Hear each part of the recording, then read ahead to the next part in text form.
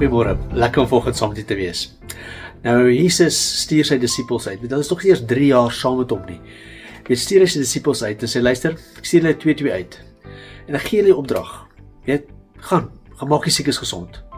Gaan dryf demone uit. Gaan wek die dooies op. Gaan reinig die malaatses. Want vrylik het julle ontvang en vrylik moet jy uitgee.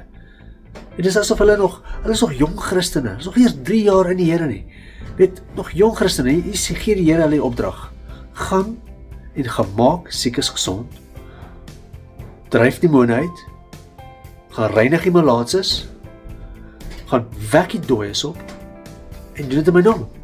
Want vrylik het julle ontvang en vrylik moet julle dit gee. En dit is nog jong Christene, as mense dit by woorde dit kan sê. Nou, en dis die opdrag wat die Here vir ons wil gee.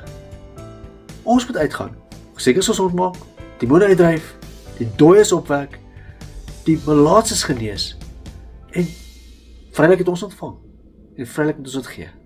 Nou, het agterkom, daar's 2 dinge, wat mense soort van terughou om te doen. Want, dis nie geloof nie, want ons almal het geloof, en ons almal weet waartoe is die Here in staat, ons weet waartoe is hy in staat. En ons almal het geloof, want dieselfde gees wat Jesus uit die dood het opgewek het, leef in ons. Maar daar's 2 dinge, wat ek dink wat ons terughou. Nommer 1, vrees. Vrees van, gaan dit werk? Wat gaan die mense sê?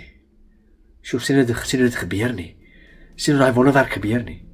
En die ander ding is, ons betwyfel onsself, ons second guess onsself. Wil die Here regtig my gebruik?